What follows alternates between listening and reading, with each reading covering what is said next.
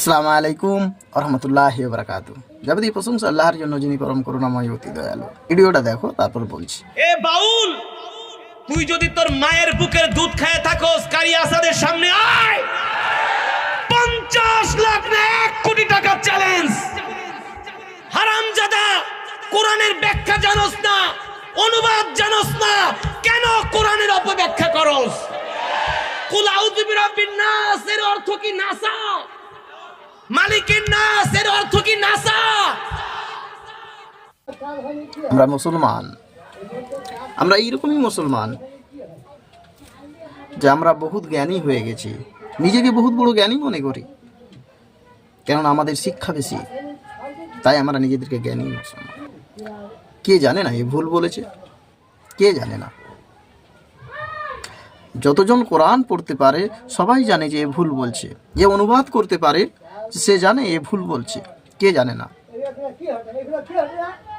আলহামদুলিল্লাহ, আপনিও শিক্ষিত, তাই আপনি জানেন, তাই আপনি ভুল ধরেছেন। হ্যাঁ, ভুল ধরেছেন, ভালো, কিন্তু কথাবার্তাটা যেন আমাকে পছন্দ হচ্ছে না।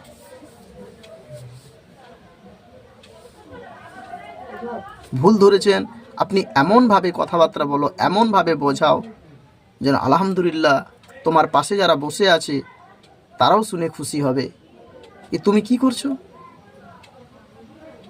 তুমি ওখানের একজন শিক্ষক, আর তোমার পাশে যারা আছে তারা হচ্ছে ছাত্র। আর শিক্ষক হয়ে যদি এই ছাত্রকে উগ্র করছো, এটা তোমার শিক্ষা বেশি, তোমার বিবেক বুদ্ধি নেই কোন জায়গায় কি কথাবার্তা বলতে হয়। তুমি নিজেকে মনে করছো আমি জ্ঞানী, তুমি তাকে বলছো মায়ের কি খেয়ে এসছো, তুমি বলতে যাচ্ছ কি আমি শুধু মায়ের খেয়েছি আর বাকি সব কি ভিঙে পড়ে গলালট খেয়ে কি বড় হয়ে গেছে? আপনি গালাগালি করছেন স্টেজের উপরে। আপনি তো পয়সা নিয়ে এসেছেন এখানে, এই জান্নাতের বাগান, আর জান্নাতের বাগানে আমরা পয়সা দেই আর বসে কিছু শিক্ষা অর্জন করি।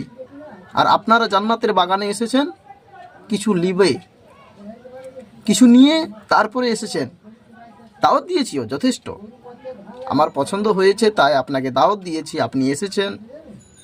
আর এসে যখন গেছেন তো আমরা শিক্ষা অর্জন করব, আমাদেরকে কি শোনাচ্ছ?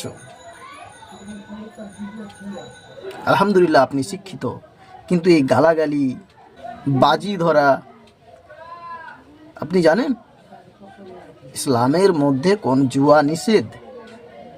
আপনি যা কিছু পারেন মেহনত করে খান।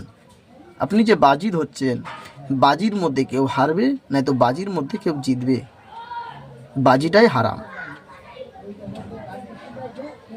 কি করছো এগুলা? মমিনের কথা কখনো এরকম হতে পারে না, মমিনের কথা এরকম কখনো হতে পারে না। আপনি মুসলিম হতেই পারেন, আপনি শিক্ষিত হতে পারেন, আপনার জ্ঞান অনেক হতেই পারে, কিন্তু আপনার চলাফেরা, আপনার ল্যাঙ্গুয়েজ, আপনার কথাবার্তাতেই বোঝা যাবে আপনি মমিন কে মমিন নয়। আল্লাহ পাক জানে ভালো মানুষকে এবং খারাপ মানুষকে। ভালো মানুষ এবং মমিন মুত্তাকিন যারা হবে তারা জান্নাতে যাবে, আর যারা মমিন মুত্তাকিন নয়, যারা ভালো মানুষ নয়, তারা তো জাহান্নামে যাবেই। ধরা বাঁধা, আমরা বুঝবো কি করে?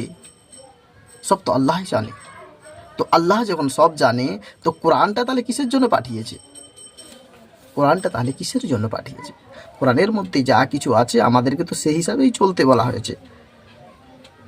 আমরা কোরআন আরবি পড়তে পারি না, কিন্তু আপনারা তো আরবি পড়তে পারেন।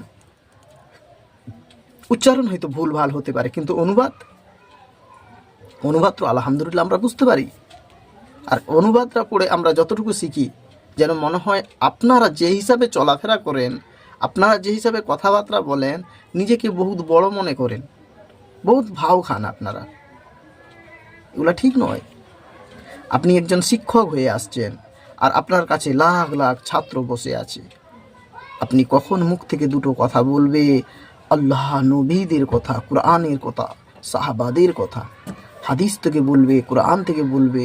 আপনি যে জ্ঞানটা দিতে এসছেন, জ্ঞানটা দিচ্ছেন না উগ্র করছেন? আপনার গালাগালি, আপনার কথাবার্তা, আপনার পড়াশোনা হিসাবে দেখা যায় আপনি মুমিন নয়। দাড়ি থাকলে, মাথায় টুপি থাকলে, ভালো পোশাক পরিবার চিহ্ন থাকলে মুমিন বলা যায় না। তার বিবেক বুদ্ধি, তার চলাফেরা, তার কথাবার্তা, আচারের মধ্যে বোঝা যায় সে মুমিন না পাক্কা শয়তান।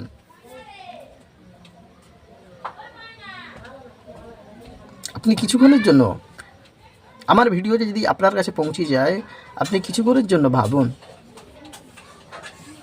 যে আমার কাছে লাখ লাখ জনতা বসে আছে হাদিস ও কোরআনের কথা শোনার জন্য। আমি যেগুলো বলছিলাম এবং গালাগালি করে বললাম, আমি কি এটা ঠিক বললাম?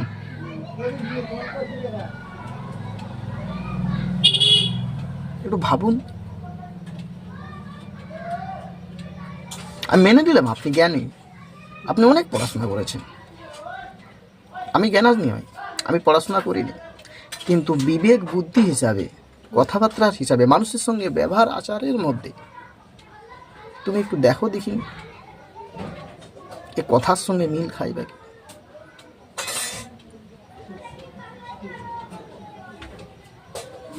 আমি মনোনীত নয়, আর আমি পুরো ডাইরেক্ট বললাম আপনাকে, যদি আপনার কাছে ভিডিও চলে যায় আপনি মুমিন নয় আপনার কথাবার্তার মধ্যে। আপনি যদি এখন যদি এই স্টেজের উপরে যদি এত মানুষের সামনে যদি এরকম কথাবার্তা বলতে পারেন, তাহলে আপনি স্টেজের বাইরে পিছনে আপনার ব্যবহার, আপনার আচার, আপনার কথাবার্তা তাহলে কীরকম হয়? আপনার শিক্ষা আছে কিন্তু আপনার জ্ঞান নেই। কখন কোন সময় কি কথাবার্তা বলতে হবে সেটা বোঝার মতো আপনার শক্তি নেই। আপনি অহংকারে ডুবে আছেন।